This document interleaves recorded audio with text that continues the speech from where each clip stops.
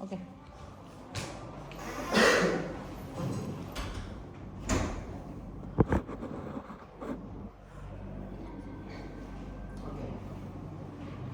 Yes, kok sampai yang ini, guys. Oke, terima kasih Pak, kami dari kelompok yang kebetulan membahas mengenai PT Permata Hijau dan Citibank yang mereka saling klaim mengenai derivatif dan instrumen yang mereka gunakan itu yaitu perjanjian swap suku bunga. Jadi dijelaskan dulu dari produk perusahaannya, nanti kita bakal tahu apa faktor yang membuat masalah tersebut terbentuk dan dampak-dampaknya. Oke, profil perusahaan PT Permata Hijau Sawit atau PT PHS itu sebuah perusahaan kelapa sawit, perkebunan kelapa sawit yang berlokasi di Sumatera Selatan. Perusahaan ini didirikan pada tahun 2006 oleh Sukamto Tanoto, seorang pengusaha itu yang dia juga yang mendirikan grup Royal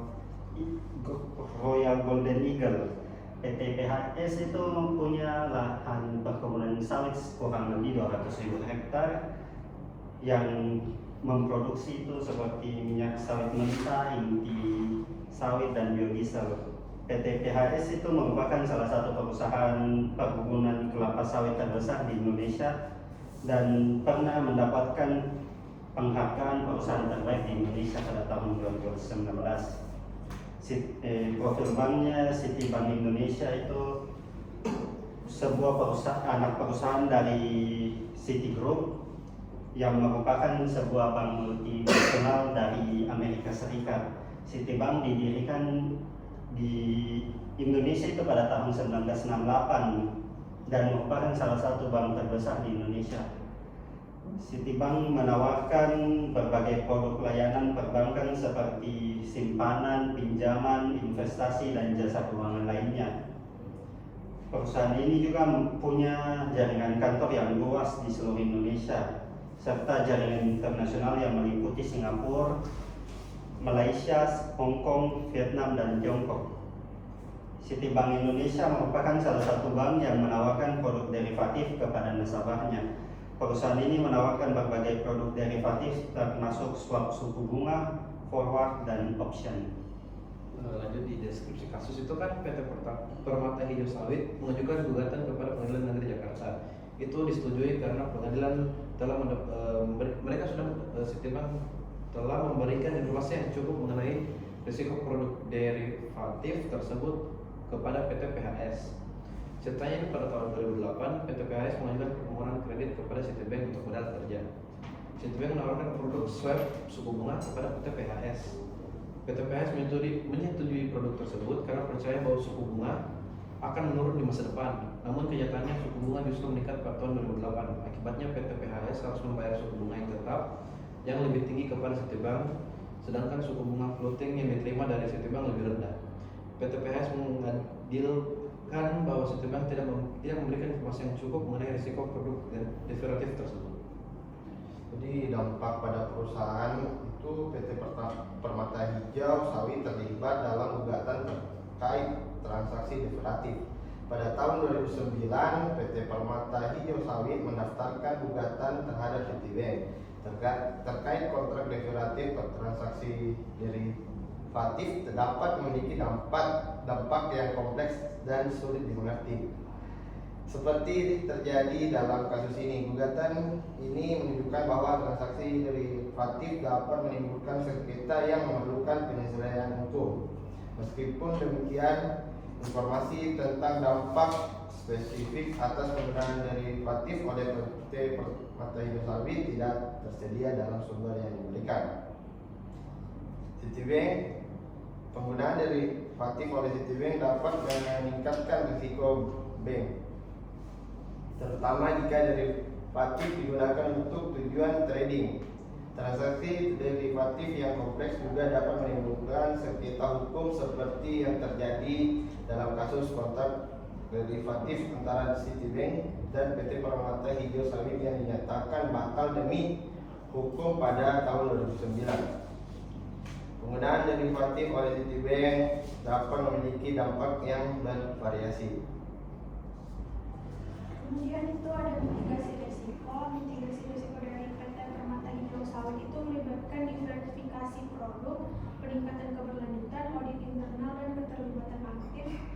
pihak berkepentingan untuk memastikan kebutuhan terhadap regulasi dan praktik terbaik industri.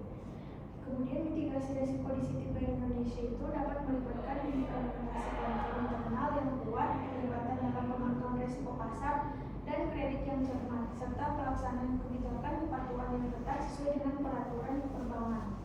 Selain itu, pelatihan karyawan secara teratur dan strategi komunikasi yang efektif juga dapat membantu mengurangi risiko operasional dan reputasi. Oke Pak, saya langsung kesimpulannya saja. Dalam kasus ini bisa dibilang kalau pasti PT Permata Sawit yang bisa menang karena nasabah sudah membuat banyak sekali bukti nyata bahwa derivatif itu tidak jelas, risikonya banyak, dan akibat dari Citibank yang tidak menjelaskan derivatif itu apa, banyak nasabah yang kena ruginya Pak. Dan makanya setelah tadi saya ada baca pasalnya 1032 ayat 1 yang mengenai 13 ayat 1 mengenai bahwa suatu perjanjian sah apabila dibuat oleh orang yang cakap itu membuat perjanjian dengan maksud untuk menyebutkan akibat hukum dan disetujui oleh kedua belah pihak. Dan di sini sangat benar bahwa nasabah mendapatkan banyak kerugian dari kata-kata Citibank yang mengangkat bahwa derivatif itu tidak ada risikonya dan membawa klaim bahwa itu tidak ada kerugian itu Pak. Jadi disimpulkan bahwa setelah dibawa ke ranah hukum, yang menang gugatannya itu adalah PT Permata Hijau. Itu Pak. Oke. Terima kasih Pak. Oke. Saya kan harus menilai berdasarkan rubrik dulu ya.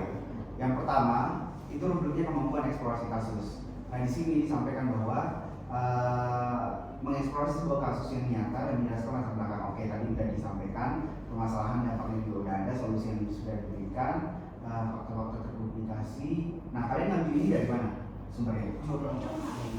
Jurnal apa? Dari jurnal.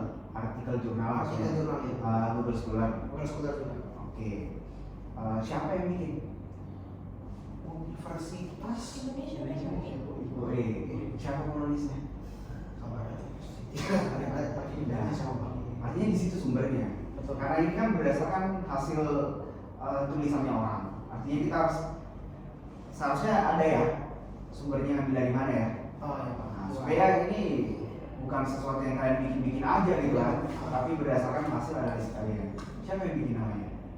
Harusnya jurnalnya udah di-download kan? Ada Pak ini. Di Putih Tapi di jurnal apa ya? Terus Pak.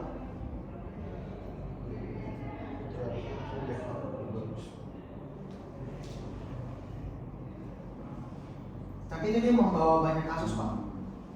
Karena kan simpelnya tuh banyak sekali skandal tentang derivatif kan Pak. Tahun 2008 itu banyak banget skandalnya. Dia membawa hampir 3 kasus tentang derivatif.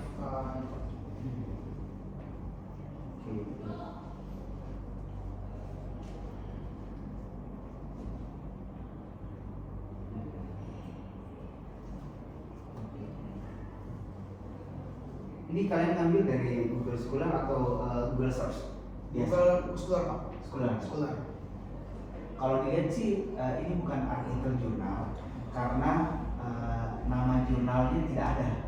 Biasanya kan ada di sini Journal of Science, Journal of Technology, Journal of Finance, kan biasa begitu ya. Mungkin ini tulisan artikel dari kampusnya tapi dipublish, gitu ya. Oke. Oh ada warta ekonomi, dia masuk di warta ekonomi, kayak pemberitaan aja, kayak tulisan artikel. Oke.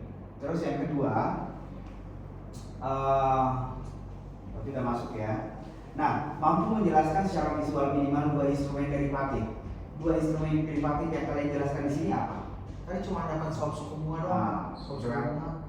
Sebenarnya ada 2 lagi Pak yang notice, cuman tidak terlalu signifikan dengan itu Pak. Dia lebih ke swap suku bunga yang paling banyak karena kan betul-betul nasabah yang teruang saja semuanya. Jadi ada lagi yang antara perusahaan-perusahaan Pak, cuma nasabah ke perusahaan tertentu. Nah, apa itu swap suku bunga? Pertukaran antar apa memang cara biasanya Pak? Intinya kalau misalnya kita mau taruh uang ke perusahaan Pak, Nah, taruh uang ke perusahaan itu deposito. deposito.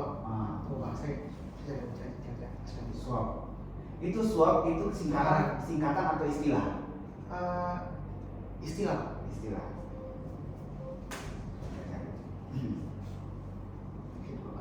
masih juga lupa. Ya.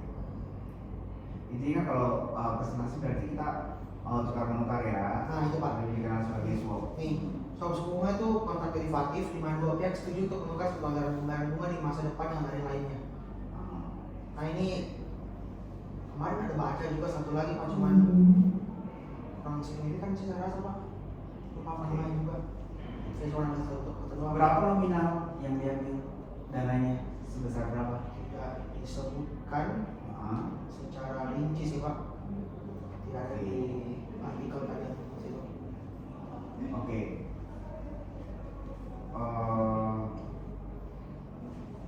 Nah, menurut kalian penting nggak untuk mempelajari ini? Penting Pak. Apa pentingnya? Boleh bersuara masing-masing. Apa pentingnya kira-kira?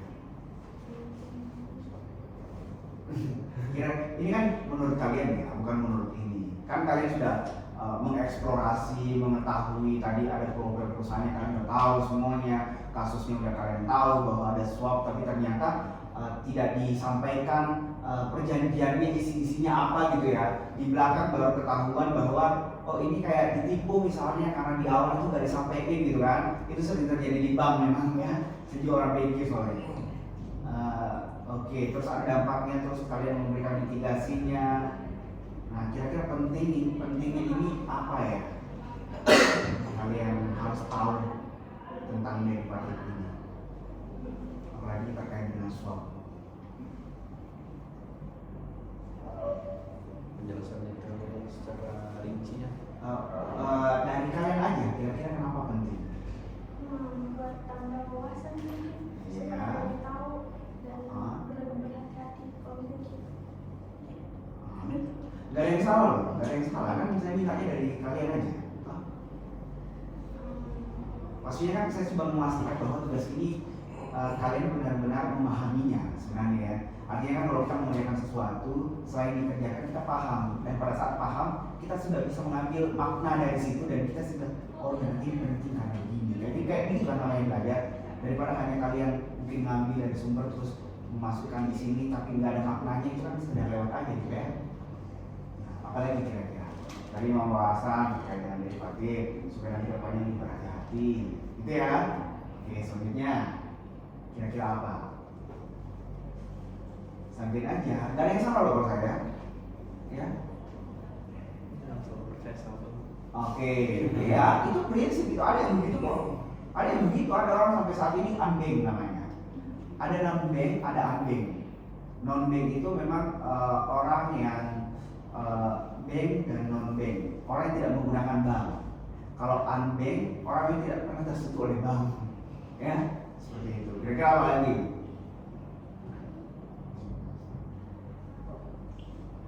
Apa lagi kira-kira? Setiap instrumen itu penting, ya. Setiap instrumen penting, makanya kita belajar. Nah, apa lagi? Kira-kira? Satu lagi deh, terakhir apa kira-kira? Habis itu siapa? Kira-kira apa? Bahasa sendiri Pak untuk menganalisa risiko. Nah, risiko ya. Karena kita kan banyak sekali instrumen yang mengganggu selera Pak.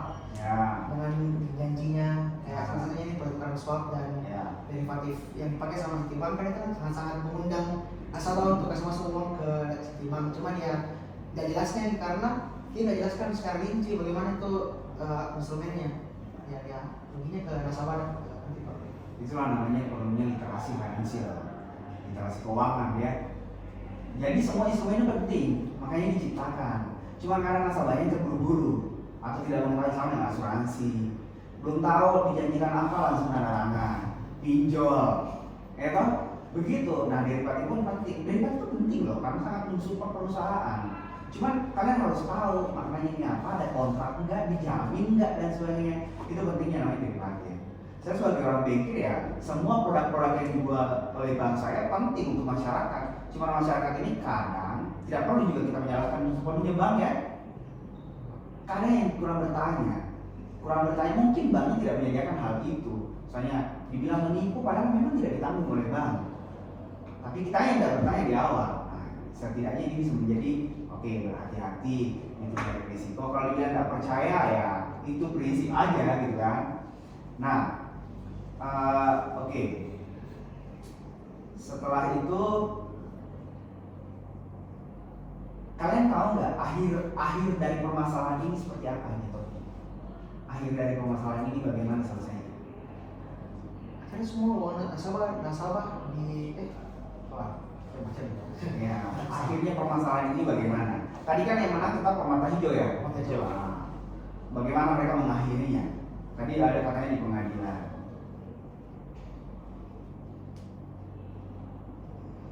Sama dengan kalau kita pinjam di bank, terus ada asuransi, ada pendanaan yang seharusnya diasuransikan tapi tidak diasuransikan, begitu.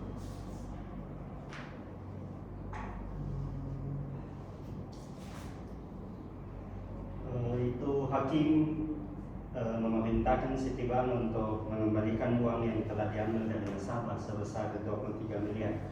23 miliar. Itu tahun berapa? Tahun berapa kasus ini? Oh, sama dengan ya sampai 2020 November 2008 Pak. 2008. Iya, harusnya di bawah 2010 karena artikelnya terbit 2010. Ya, ya gitu-gitu aja, singkat aja kan? Masa kita meneliti sesuatu yang belum terjadi? Ya kan? Oke. Nah, ada pertanyaan nggak ke saya? Dan masukan Pak. Ya, kalau masukan saya gini ya. Pertama ini saya punya high sense of presentasi. Sebenarnya ya, untungnya di sini tidak ada nilai presentasi. Saya baca. Ya kan? Makanya nanti saya minta teman-teman untuk menuliskan namanya, nanti saya kasih presentasi aja. Presentasi secara manual berapa persen. Gitu ya. Nah, itu mau jadi pertimbangan dosennya atau tidak ya terserah. Pokoknya saya menilainya begitu, ya. Ada saran nggak? Maksudnya saya harus mengisi apa selain meningkarin ini? Nggak ada gitu. Udah aman. Tadi saya lihat punya MJ aman jadi Cuma lingkarin kok. Oke. Nah, kalau dari saya, namanya presentasi itu pasti kita harus menghindari namanya membaca. Ya, pertama, kalau kalian membaca sesuatu yang saya lihat, yang saya bisa dapat di sini, itu kayak ngapain kalian bisa baca juga sendiri. Oke. Terus yang kedua, kalian harus pede dengan apa yang kalian sampaikan. Maka oleh karena itu, latihannya adalah memahami sebenarnya apa yang kalian sampaikan. Mau diputar-putar bagaimana itu sesuatu kalau kalian sudah pahami, tetap kalian akan jawab, ya seperti itu. Nah, kalau saya sih sebegitu aja cukup, ya. Oke, mungkin teman-teman boleh tulis namanya dulu di 1, 2, 3, 4, 5. pasti kasih Pak. Iya.